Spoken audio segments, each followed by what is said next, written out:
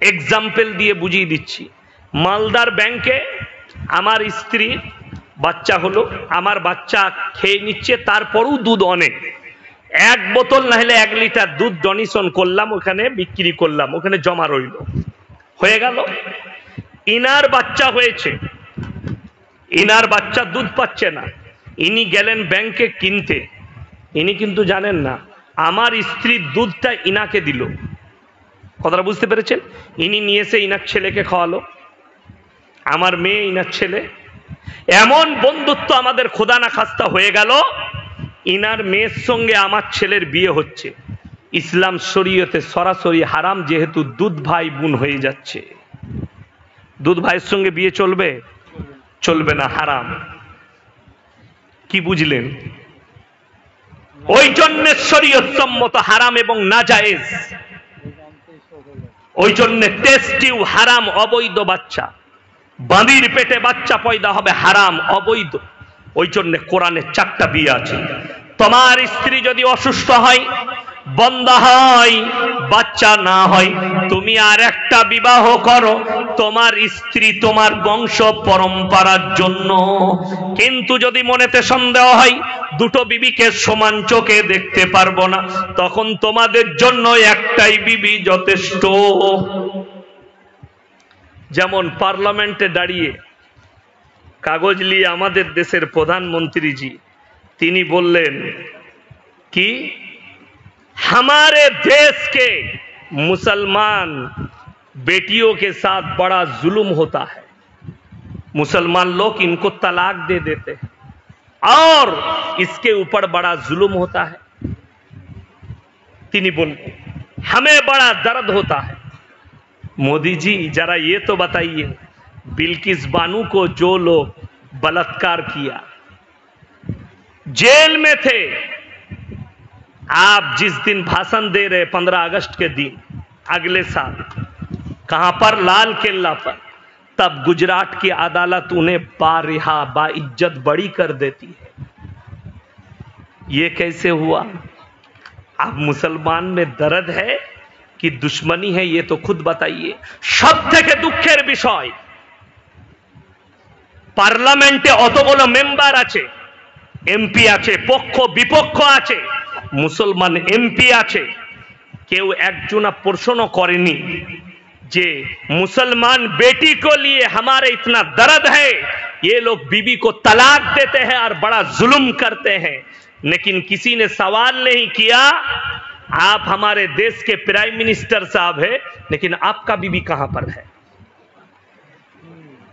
कतरा बुझते पेरेছেন না পারেননি?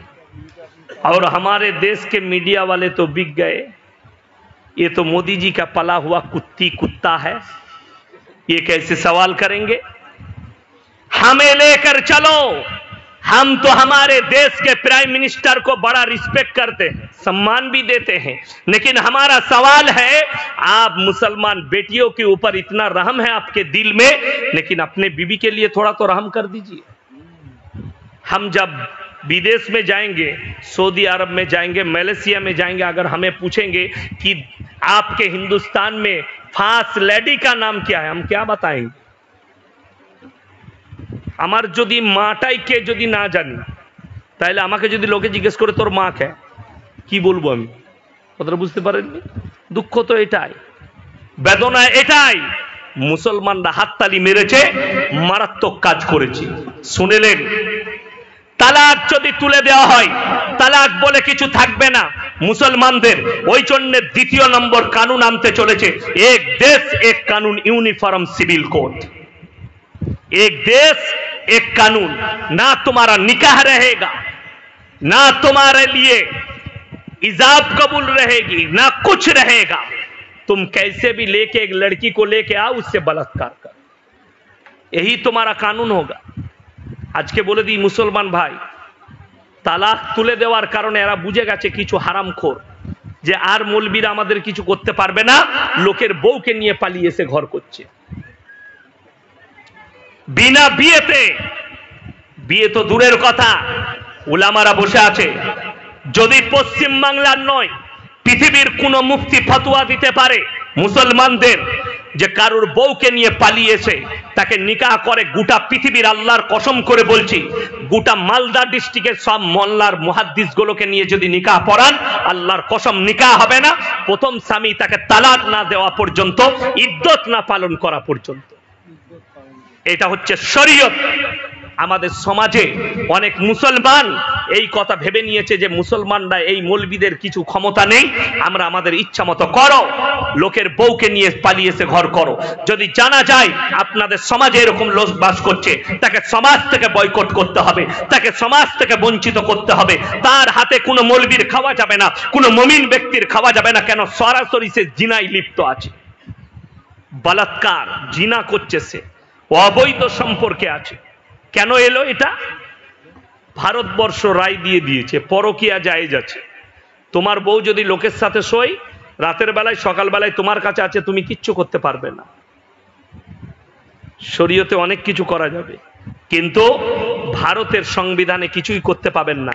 সরকার বলছে, কোর্ট বলছে পরকীয়া জায়েজ আছে। হাজার হাজার মুসলমান আজকে এটার কারণে, দিন না থাকার কারণে, এডুকেশন না থাকার কারণে, কোরআন হাদিসের জ্ঞান না থাকার কারণে, ইসলামী শরীয়তের জ্ঞান না থাকার কারণে হাজার হাজার মুসলমান মেয়ে, নারী, পুরুষ তারা জিনায় লিপ্ত হচ্ছে, পরকীয়ায় লিপ্ত হচ্ছে। আমাদের মতো মৌলবীর ফতোয়া চলে কোথায়? বড় কষ্ট তো ওই জায়গায় লাগছে। কোথায়? ওই জায়গাটাই আমাদের কষ্ট, যে মুসলমান ভেবেছে কি আমাদের ফতোয়া চলে, আমাদের সমাজে আমাদের ফতোয়া চলে। হাদিসুন নিসা, সব থেকে বড় মুফতি হচ্ছে মা খালারা, এদের থেকে বড় মুফতি কেউ নেই।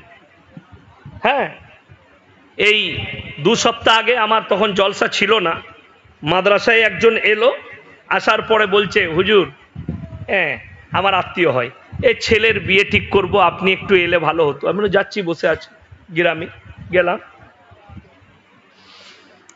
ছেলে মেয়ের বিয়ে হবে। আমাকে বললো, হুজুর ডায়েরিটা খুলে দেখুন কবে সুবিধা হবে। আমি ফাল্গুন মাসের প্রথম সপ্তাহে করো, আমিও থাকতে পাবো, শনিবার, রবিবার, সোমবার। কিন্তু ইয়াসিনের কথা তো চলবে না, এই হুজুরের কথা চলবে না। ও বাইরে বেরিয়ে গেল, আমি আমার ম্যানেজারকে বললাম, দেখতো তো কোথায় গেল। ও যে হুজুর কাকে ফোন লাগাইছে, আমরা ও বড় মুফতি সাহেবকে ফোন লাগাইছে, মানে ওর বউকে, উনি হচ্ছেন বড় মুফতি। বলছে হুজুর বলছে শনিবার আর রবিবার সোমবার বিয়ে। মুফতি সাহেব ফতোয়া দিচ্ছে শনিবার বিয়ে দিলে শনি লেগে যাবে, ওই দিক থেকে ফতোয়া এসছে। আমাকে বলছে আমার বউ বলছে শনিবার বিয়ে দিলে শনি লেগে যাবে। আমার তোর বাপ মরে গেলে কি করবি? তাহলে তো শনিবার মাটি দেওয়া যাবে না, তোর বাপের কবরে শনি লেগে যাবে, রবিবার দিতে হবে। এর থেকে বড় কুসংস্কার ও ইসলামিক কালচার আর কি হতে পারে? আল্লাহর কাছে সব দিনটাই সমান। মুর্শিদাবাদের একটা ছেলে ফোন করে রোজার মাসে বলছে, হুজুর আমাবস্যার রাতে কি বিয়ে করা যাবে? আমরা মোটেই করবি না, কালো ছেলে হবে। কি বলবো তাকে? হাদিসে কোরআনে কোথাও পাইনি যে আমাবস্যার রাতে বিয়ে করতে নাই। বড় কষ্ট। এগুলো হচ্ছে ও ইসলামিক কালচার, ইসলাম ছাড়া কালচার। এগুলো অমুসলিম ভাইদের বিয়েতে। আপনি আমাদের বর্ধমানে আছে, আপনাদের মালদায় কি আছে জানি না, মেয়েদের হাদিস সব নাস্তা করাবে, বিভিন্ন রকম আইটেম খাওয়াবে, কিন্তু ডিম দিবে না। আমাকে ডিম দেয় নাই চায়েতে। আমাদের একটা রেওয়াজ আছে বাঙালিদের, চায়ের সঙ্গে ডিম সিদ্ধ দেওয়া। দেন না মেহমানকে ডিম সিদ্ধ, তো ডিম দেয়নি। আমি বাড়িতে এসে আমার বিবিকে বললাম, হ্যাঁ গো ডিম দেয়নি কেন? সব নাস্তা করালে। বলে তুমি জানো না বিয়ের দিন ঠিক হলে ডিম দিতে নাই, মেয়েরা বলছে বিয়ে ভেঙে যাবে। আমি বললাম, হ্যালো, ডিমের পাওয়ার এত কি করে হলো? আমাদের তো জানা নাই। হাদিস কার? খালার আর নানির আর ফুপুর হাদিস, হাদিসুন নিসা।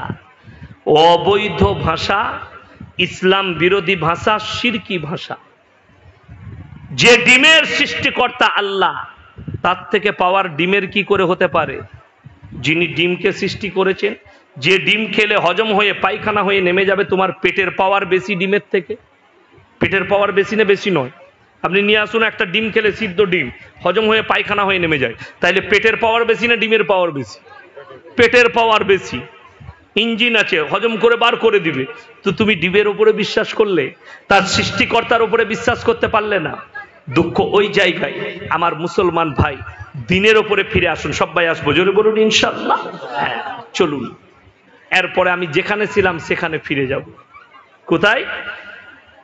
5টা জিনিসের ওপরে আমল করতে হবে, তবে তারা মুমিন, হিদায়েতের ওপরে আছে। 1 নম্বর, আল্লাযীনা ইউমিনুনা বিল গায়ব, না দেখে আল্লাহকে বিশ্বাসের নাম হচ্ছে ঈমান।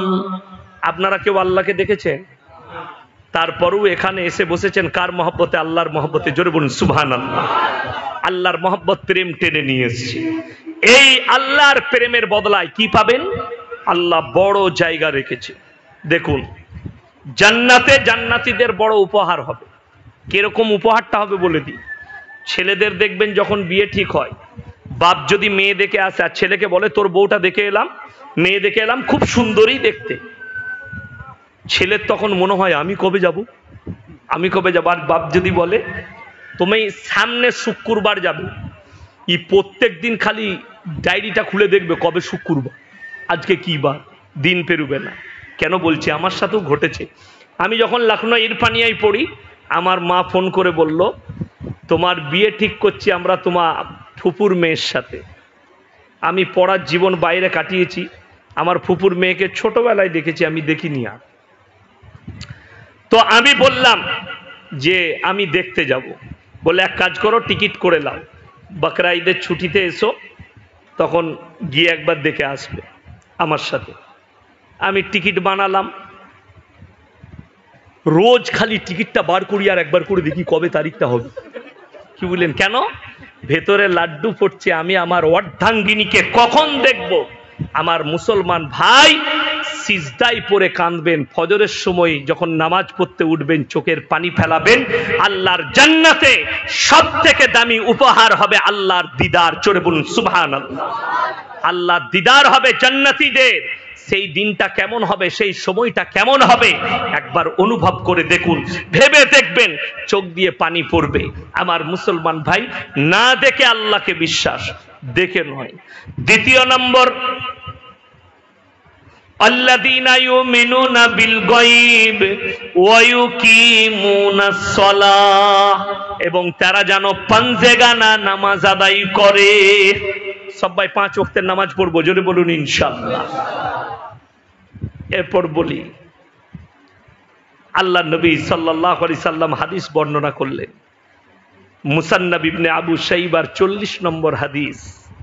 নবীজি বললেন, হে আমার সাহাবীরা, এমন একটা যুগ আসবে মসজিদগুলোই মুসল্লি ভরে যাবে, নামাজির অভাব থাকবে না। সাহাবীরা বললেন, ইয়া রাসূলুল্লাহ, তারা কেমন নামাজি হবে? নবীজি বললেন, তারা সুদ খাবে আর নামাজ পড়বে, আর বড় বড় অট্টালিকা বাড়ি বানাবে, আর বড় বড় মার্কেট তৈরি করবে। লোকের কাছে নিজের পয়সা, নিজের আভিজাত্যকে প্রকাশ করবে, অথচ তারা মসজিদে আসবে, তারা হবে সুদখোর নামাজি। সাহাবীরা কাঁদলেন, ইয়া রাসূলুল্লাহ, এই যুগ বড় খতরনাক যুগ হবে।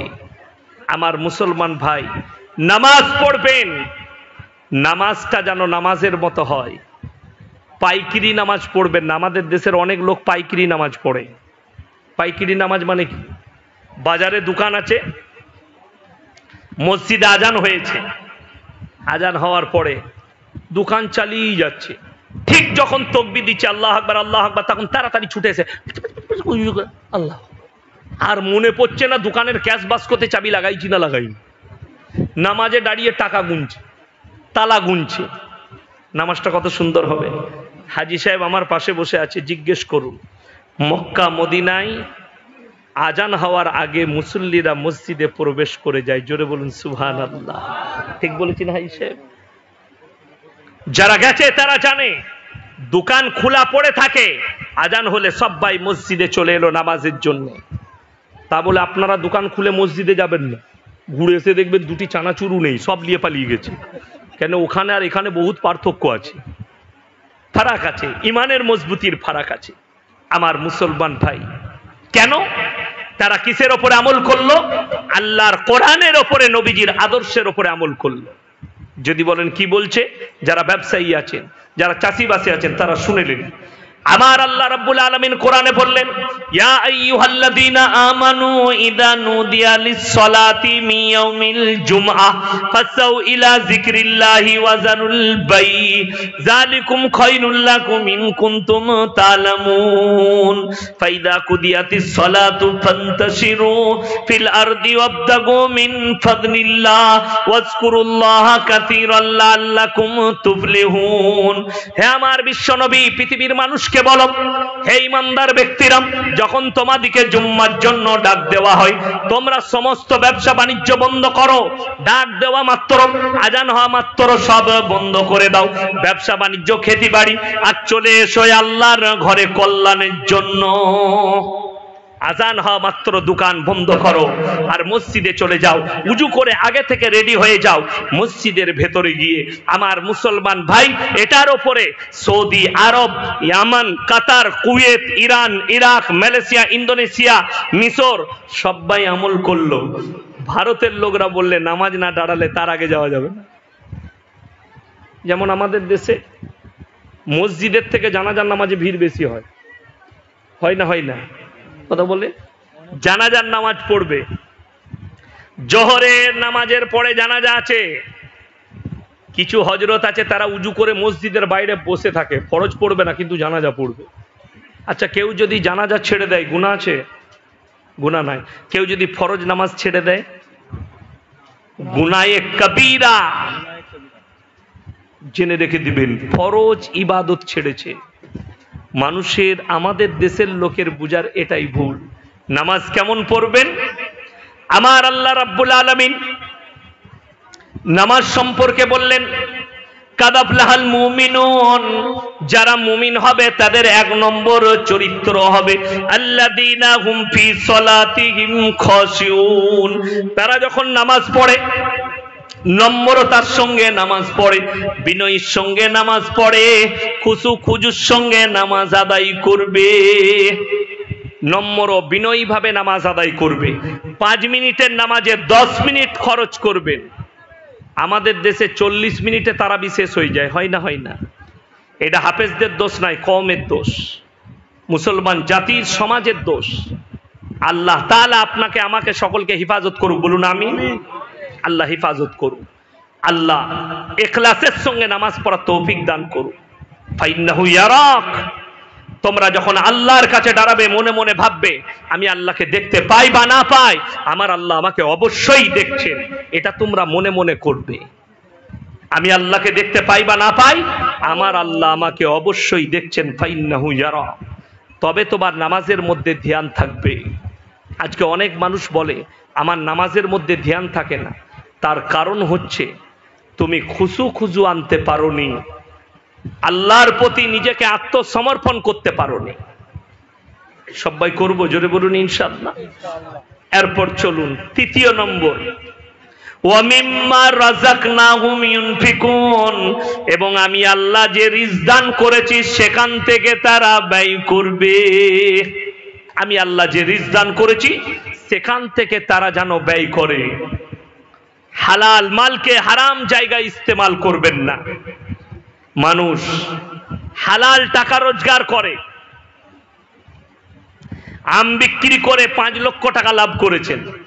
আপনি দেখলেন 5 লক্ষ টাকা রেখে লাভ নাই, সুদের ওপরে ছড়িয়ে দে, মাসে 20,000 করে পাবো, সংসার চলবে, 5 লাখের 5 লাখ চলবে। হালাল মালকে হারাম জায়গায় ইস্তেমাল করা, আপনি হারামে পরিবর্তন করছেন সেটার দ্বারা। ইসলাম এটাকে অনুচিত বলেছে, শরীয়ত সম্মত হারাম বলেছে। আমার মুসলমান ভাই, চলুন আপনি সবাই নিয়ত করলেন হালাল খাবো, জোরে বলুন ইনশাআল্লাহ। আল্লাহর উপরে ভরসা করুন। ভালো মন্দ, কল্যাণ অকল্যাণ, দুঃখ কষ্ট, হায়াত মত, সবের মালিক সকলে বলুন কে? আল্লাহ। অনেকজন আমাদের দেশের লোক আছে পেরেশান হয়ে যায়, ব্যবসা যদি একটু মন্দা যায়, ব্যবসা যদি একটু খারাপ যায়, সঙ্গে সঙ্গে আমাদের কাছে হাজির হয়, হুজুর ব্যবসা খারাপ যাচ্ছে, ব্যবসার হাল খারাপ, হুজুর তাবিজ দেন যেন আমার ব্যবসায় একটা বরকত হয়। আপনাকে দেখিয়ে দেবো মালদা টাউনে, মুর্শিদাবাদে চলুন, কত দোকানি এত বড় বড় তাবিজ টাঙ্গি রেখেছে। কি ব্যাপার এটা? বলে হুজুর বরকতের তাবিজ। যদি তাবিজে তোমার দোকানে বরকত হয়, তাহলে সব থেকে বড় লোক কে আগে হবে? হুজুর হবে না হবে না? আমি তাবিজ দিচ্ছি, বরকতের তাবিজ তো আমার কাছে, মার তাবিজ আর দোকানগুলো টেনেলে দোকানগুলো তো সব হুজুরদের হবে, তোমাদের হতে যাবে কেন? কিন্তু মানুষের বুঝার ভুল। আপনি কি করবেন? আমার আল্লাহ কোরআনে বললেন, وَلَنَبْلُوَنَّكُمْ بِشَيْءٍ مِّنَ الْخَوْفِ وَالْجُوعِ وَنَقْصٍ مِّنَ الْأَمْوَالِ وَالْأَنفُسِ وَالثَّمَرَاتِ وَبَشِّرِ الصَّابِرِينَ الَّذِينَ إِذَا أَصَابَتْهُمْ مُصِيبَةٌ قَالُوا إِنَّا لِلَّهِ وَإِنَّا إِلَيْهِ راجعون। হে আমার বিশ্বনবী, আমি কখনোই আমার বান্দার মালের ক্ষতি করি, কখনো জানের, কখনো খেতিবাড়ির, কখনো ব্যবসা বাণিজ্যর, আমি আল্লাহ পরীক্ষা করি। ওয়াবাশশিরিস সাবিরিন, কারা সবর করেছে, ধৈর্য ধারণ করেছে। সবাই সবর করবো, জোরে বলুন ইনশাআল্লাহ। আপনার ব্যবসা একটু মন্দ যাচ্ছে, আল্লাহকে বলুন, আল্লাহ তুমি আমার ব্যবসাতে বরকত দাও, তুমি আমার রুজিতে বরকত দাও। আল্লাহর কাছে কেউ সম্পদের দোয়া করবেন না, আল্লাহর কাছে দোয়া করবেন, ওগো আল্লাহ তুমি আমাকে ইজ্জতের রুজি দান করো, হালাল রুজি দান করো, মালের নয়। আল্লাহর কাছে দোয়া করবেন, ওগো আল্লাহ মৃত্যুকাল পর্যন্ত আমাদিকে ইজ্জতের রুজি দাও, হালাল রুজি দান করো। যারা মাল সম্পদের দোয়া করে তাদের মতো মূর্খ পৃথিবীতে কেউ নেই। যদি বলেন হুজুর কেন? বুখারী শরীফের রওয়ায়েতে এসেছে, আমার নবীজি বলছেন, ওরে সাহাবীরা শুনে নাও, কিয়ামতের দিনে যারা মালদার মুমিন হবে, কোটিপতি মুমিন হবে, তাদের থেকে একজন গরিব মানুষ মুমিন ব্যক্তি 500 বছর আগে জান্নাতে যাবে। জোরে বলুন সুবহানাল্লাহ। আপনি গরিব, খেটে খান, চাষবাস করে খান, আপনি 500 বছর আগে একটা বড় লোকের থেকে 500 বছর আগে জান্নাতে যাবেন। কেন বললাম? কিয়ামতের দিনটা বড় খতরনাক দিন হবে, বড় ডেঞ্জার দিন হবে। কান্নাহুম ইয়াউমা ইয়ারাউনাহা লাম ইয়ালবাসু ইল্লা আশিয়াতান আও দুহাহা। হে আমার নবী, কিয়ামতের দিনটা সেদিনের কথা বলো যেদিনে মানুষ বলবে, আমরা তো দুনিয়াতে কিয়ামতের পরিপ্রেক্ষিতে এক সকাল এবং এক সন্ধ্যা অতিক্রম করেছি, তার বেশি আমরা থাকিনি। কিয়ামতের একটা দিন দুনিয়ার 50,000 বৎসরের সমতুল্য হবে। কিয়ামতের ময়দানটা বড় ডেঞ্জার হবে। তাই সবাই নিয়ত করলেন, আজ থেকে আল্লাহর উপরে বিশ্বাস আনবো ইনশাআল্লাহ। রুজির মালিক সকলে বলুন কে? রুজির মালিক আল্লাহ। যার কারণে আল্লাহ কোরআনে বলেছে, ওয়ালা তাকতুলু আওলাদাকুম খাশিয়াতা ইমলাক নাহনু নারযুকুহুম ওয়া ইয়াকুম। হে আমার নবী বলে দাও, হে আমার বান্দারা, তোমরা দরিদ্রতার ভয়ে তোমাদের আওলাদকে কতল করো না। যারা পেটের সন্তানকে কতল করে, কি করে মানুষ করব, কি করে খাওয়াবো, সেই মায়েরা শুনে যান, সেই বাপেরা যারা ভাবছেন আমি ওষুধ ইনজেকশন দিয়ে আমার বাচ্চাকে নষ্ট করেছি, নদ নালা নাদি পায়খানা চেম্বারে পৌঁছে গেছে রক্ত পানি হয়ে, এরপরে পৃথিবীর আমার বাবা জানে না, মা জানে না, প্রতিবেশী জানে না, আমি একমাত্র আমার বাচ্চাকে গোপনে ধ্বংস করেছি, গোপনে হত্যা করেছি। আমার ভাইয়েরা শুনেলেন, আল্লাহর কসম করে বলছি, যারা মনে করছেন পৃথিবীর কেউ দেখতে পায়নি, সূরা আল ইমরান প্রথম পৃষ্ঠা আমার আল্লাহ কোরআনে বললেন, ইন্নাল্লাহা লা ইয়াখফা আলাইহি শাইউন ফিল আরদি ওয়ালা ফিস সামা। হে আমার বিশ্ব নবী, পৃথিবীর মানুষকে বলে দাও, আসমান আর জমিনের মধ্যে যা কিছু আছে, কোন জিনিসটাই আমার আল্লাহর কাছে গোপন নেই। আমি আল্লাহ সব খবর রাখি। কোরআনে অপর জায়গায় আছে, লা উকসিমু বিয়াউমিল কিয়ামা ওয়ালা উকসিমু বিন-নাফসিল লাওয়ামা আয়াহসাবুল ইনসানু আল্লান নাজমা ইদামা বালা কাদিরিনা আলা আন নুসাউইয়া বানানা বাল ইউরিদুল ইনসানু লিয়াবজুরা আমামা ইয়াসআলু আইয়ানা ইয়াউমুল কিয়ামা। হে আমার বিশ্ব নবী বলো, ফাইদা লা উকসিমু বিয়াউমিল কিয়ামা, আমি কসম খাচ্ছি কিয়ামতের দিনের, ওয়ালা উকসিমু বিন-নাফসিল লাওয়ামা, আর আমি কসম খাচ্ছি ওই সমস্ত আত্মার যারা মনে মনে ভাবে মরে যাওয়ার পরে আমরা মাটির সাথে মিশে যাই, ছাই হয়ে উড়ে যাই, আল্লাহ কেমন করে আমাদিকে একত্রিত করবেন। পাইটা দেখি। আমার মুসলমান ভাই, আমাকে সেদিন একজন প্রশ্ন করেছে যে হুজুর, আমাদের দেশে হিন্দু ভাইদিকে পুড়িয়ে দেওয়া হয়, হয় না? হয় না? পুড়ানো হয় না? তাহলে ছাই হয়ে গেল, তাদের আযাব কি করে হবে? বিসমিল্লাহ। দ্বিতীয় নম্বর, তাদেরকে বুঝিয়েছি, তারা তো ছাই হয়ে উড়ে যায় পুড়িয়ে দেওয়ার পরে, আর আমাদের মুসলমানরা মাটির সাথে মিশে যায়, যায় না যায়? মিশে যায়। সেইখানে থাকে কোনটা? শুধুমাত্র রূহ। আর আমাদের জীবনে কিয়ামত পর্যন্ত তিনটে জীবন অতিবাহিত হবে। দুনিয়া, দুনিয়ার পরে মাটি, কবরের জগৎ একটা, তৃতীয় নম্বর কিয়ামত, জান্নাত আর জাহান্নামের জগৎ। এই তিনটে জগৎ আপনি পাবেন। শেষ জগৎটা হচ্ছে আবাদান আবাদা। কিয়ামতের সকাল পর্যন্ত জগৎ হচ্ছে কবরের জগৎ, দুনিয়ার পরে। সেখানে আল্লাহ তাআলা তার রুহের আযাব দেয়। আমাদের যে জানটা আছে, রুহটা, তার আযাব হয়, শরীরটা লয়। শরীরটা কিরকম আযাব হবে? আল্লাহর দিয়া শরীর কবরে আলাদা থাকবে, সেটা আপনার আমার পক্ষে দেখা সম্ভব নয়। হাদিসে এসছে, নবীজি সাল্লাল্লাহু আলাইহি সাল্লাম বলেছেন, সেটা একমাত্র প্রাণীরা দেখতে পায়। দেখবেন মাঝে মাঝে কবরস্থানে গরু ঢুকে গেলে সে হঠাৎ ছুটে চলে আসে, ভয়ে বেরিয়ে আসে। কুকুররা, বিড়ালরা, এই ধরনের প্রাণীরা দেখতে পায়। আমার মুসলমান ভাই, একটু চা ঢালেন, কম একটু নেব।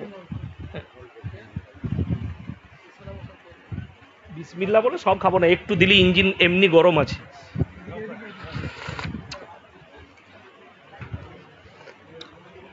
একবার দরুদ শরীফ পড়ুন সবাই মহব্বতের সঙ্গে, আল্লাহুম্মা সাল্লি আলা মুহাম্মাদিন ওয়া আলা আলি মুহাম্মাদ। কামা সাল্লাইতা আলা ইব্রাহিম ওয়া আলা আলি ইব্রাহিম ইন্নাকা হামিদুম মাজিদ। আল্লাহুম্মা বারিক আলা মুহাম্মাদ ওয়া আলা আলি মুহাম্মাদ। যারা মনে মনে ভাবছেন আমার বাচ্চা রক্ত পানি হয়ে পায়খানা চেম্বারে নেমে গেছে, ওষুধ ইনজেকশন দিয়ে গলিয়ে নেমেছি, আল্লাহর কসম, আল্লাহ ওই বাচ্চাগুলোকে পুনরায় দাঁড় করাবেন কিয়ামতের দিনে। তারা আল্লাহকে বলবে, ওগো আল্লাহ, এই পাপিষ্ঠ মা বাপ যারা আমাকে মায়ের পেটে হত্যা করেছে, আমি বলছি শুনে নাও, তুমি যে মৌলবীকে ধরবে ধরো, আর যাকে দিয়ে দোয়া করাবে করাও, আমার আল্লাহ ক্ষমা না করলে তুমি সেদিনে জাহান্নামে যাবে। তাই তোমরা দরিদ্রতার ভয়ে কেউ নিজেদের আওলাদকে কতল করো না। আমি দেখছিলাম কিছুদিন আগে আমাদের দেশের একজন হিন্দু মা, আল্লাহ তাকে হিদায়ত দেখ, দোয়া করি, से मीडिया सामने बोलचे मुसलमान 10-10 बच्चे लेते हैं, 5-5 बच्चे लेते हैं, तो सरकार रोजी रोटी कहां से देगी, मकान कहां से देगा इतने बच्चे लेने से। आमी तो ताके उत्तर दिएছি, मेरे बहन, सबसे पहले तो तुम्हारा भगवान पे तुम्हारा विश्वास नहीं है, लेकिन हम हमारे अल्लाह पे विश्वास करते हैं कि खिलाने वाला जात कौन है, सुबह बोलो अल्लाह। हम ये विश्वास करते हैं, तुम नहीं करते, अपनी खाना तुम नहीं करते, लेकिन हम विश्वास रखते हैं हमारे अल्लाह पे। শুনেলেন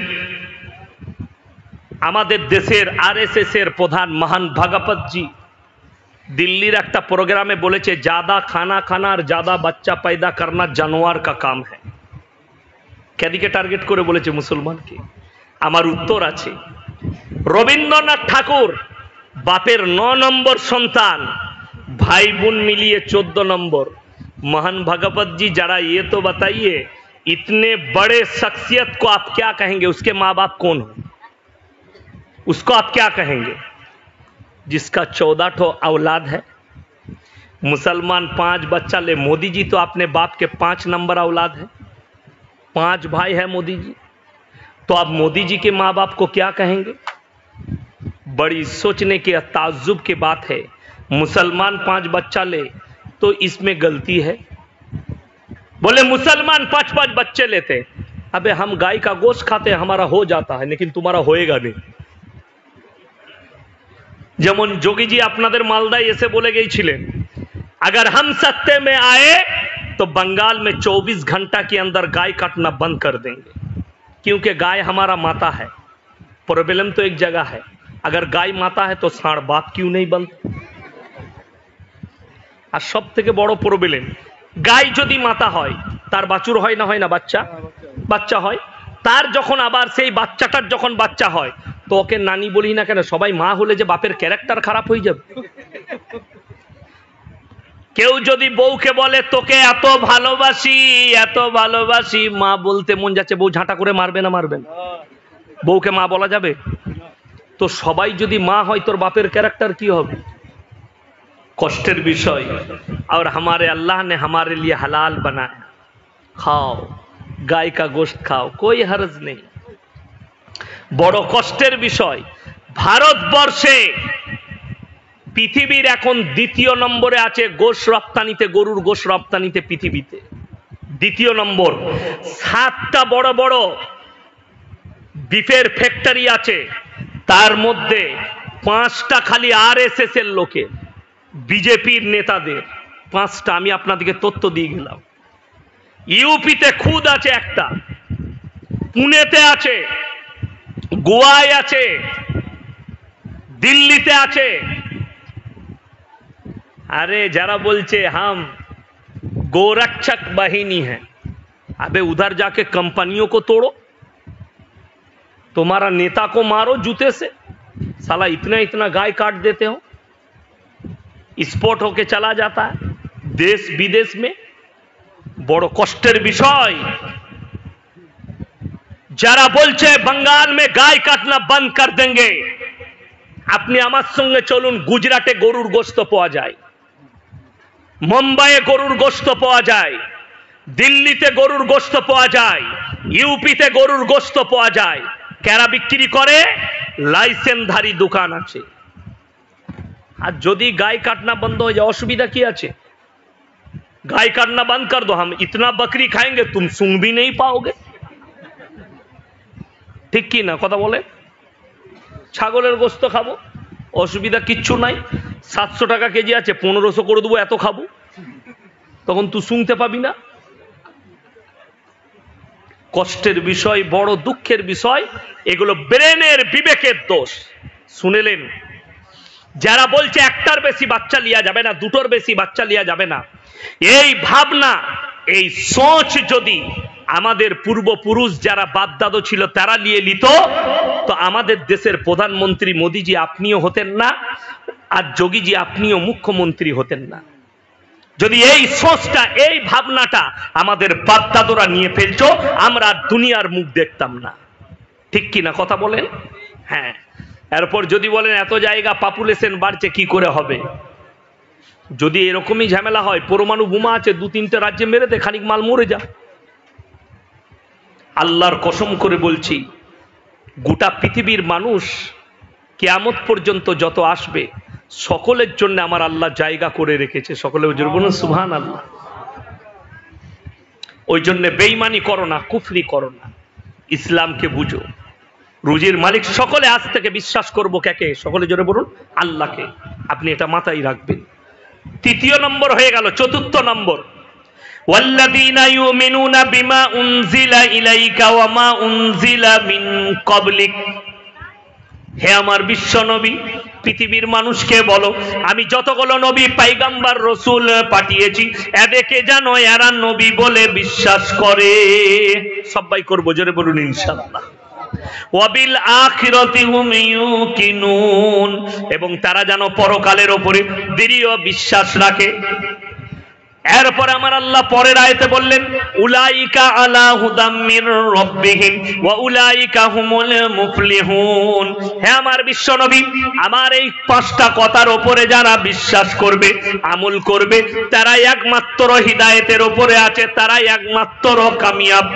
এরপর আল্লাহ বললেন, ইন্নাল্লাযীনা কাফারু সাওয়াউন আলাইহিম আনজারতাহুম আম লাম তুনজিরহুম লা ইউমিনুন। হে আমার নবী, তুমি যত দাওয়াত দিবে দাও, যত বুঝাবে বুঝাও, যত কোরআন শোনাবে শুনিয়ে দাও, কিন্তু যারা বেঈমান কাফের নেমক হারাম হবে, যারা মানার নয়, তারা কখনো মেনে নিবে না। আমার নবী বিশ্ব নবী কেঁদেছেন, ওগো আল্লাহ, কেন তারা আমার কথা, আপনার কথা মানবে না? আমার নবীজিকে আল্লাহ বললেন, শুনে নাও, কেন তারা আপনার কথায় আমার কথা মানবে না। খাতামাল্লাহু আলা কুলুবিহিম ওয়া আলা সামিহিম ওয়া আলা আবসারিহিম গিশাওয়া ওয়া লাহুম আযাবুন আযীম। খাতামাল্লাহু আলা কুলুবিহিম, কুলুব মানে হচ্ছে হৃদয়টা, তাদের হৃদয়েতে তালা মারা গেছে, কোন রকমের দিনের কথা তাদের দিলেতে প্রবেশ করবে না। ওয়া আলা আবসারিহিম গিশাওয়া, হে আমার নবী বলে দাও, খাতামাল্লাহু আলা কুলুবিহিম ওয়া আলা সামিহিম, আর তাদের কানেতে মোহর মারা গেছে, যত ডাক দিবে দাও কিন্তু তাদের কানেতে আমার কথা পৌঁছাবে না। ওয়ালা আবসারিহিম গিশাওয়া, আর তাদের চোখেতে পর্দা পড়েছে, লজ্জা শরমের মাথা খেয়েছে, তারা কখনোই আমার দিনেতে ফিরবে না। হে নবী বলে দাও, ওয়ালাহুম আযাবুন আযীম, তাদের জন্যই আমি আল্লাহ পরকালে কঠোর শাস্তি রেখেছি, আমার কাছ থেকে রিহাই পাবে না। আমার ভাইয়েরা, আমার মায়েরা, বোনেরা, যারা মনে মনে ভাবছেন এই মৌলবীরা এরা হচ্ছে আল্লাহর ওলি, অবশ্যই মৌলবীরা আল্লাহর ওলি যদি ভাবেন, আমার মতো 100টা মৌলবী কিয়ামতের দিনে ধরা পড়বে, 100টা হুজুর ধরা পড়বে, রিহাই পাবে না। ধোঁকা দিয়েছো, প্রতারণা